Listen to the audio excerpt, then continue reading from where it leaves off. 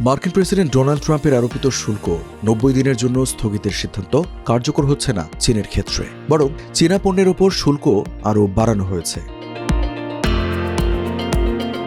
10 April চীনের উপর শুল্ক বাড়িয়ে 125% করার ঘোষণা দেন মার্কিন প্রেসিডেন্ট। এর আগে ফেন্টানিল উৎপাদনকারী দেশগুলোর উপর 20% শুল্ক আরোপ করেছিল যুক্তরাষ্ট্র। ফলে হোয়াইট হাউসের সিদ্ধান্ত অনুযায়ী চীনা পণ্য আমদানিতে 145% শুল্ক আদায় করা হবে।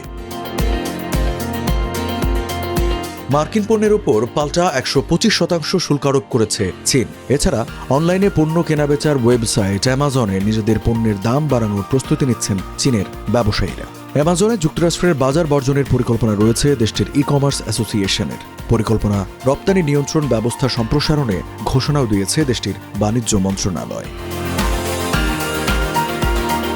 বিবিসির তথ্য অনুযায়ী চীনের সঙ্গে একটি চুক্তি করতে চায় যুক্তরাষ্ট্র, তবে সেটি নির্ভর করছে ভবিষ্যৎ সম্পর্কের ওপর।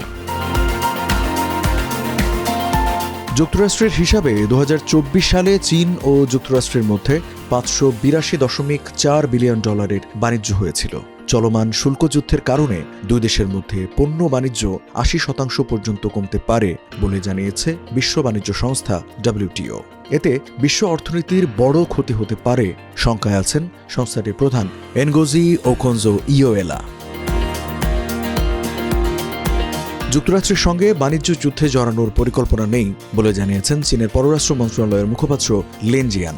এক সংবাদ সম্মেলনে তিনি বলেন, যুক্তরাষ্ট্র যা করছে তাতে মানুষের সমর্থন পাবে না, শেষ পর্যন্ত বিফল হবে। যুক্তরাষ্ট্রের সঙ্গে সংলাপের পথ খোলা রয়েছে। এদিকে যুক্তরাষ্ট্রের মন্ত্রিপরিষদের বৈঠকে ডোনাল্ড ট্রাম্প জানিয়েছেন, শুল্ক স্থগিত হওয়া দেশগুলো 90 দিনের মধ্যে যুক্তরাষ্ট্রের সঙ্গে চুক্তি না করলে সেসব দেশ থেকেও বর্ধিত শুল্ক আদায় হবে।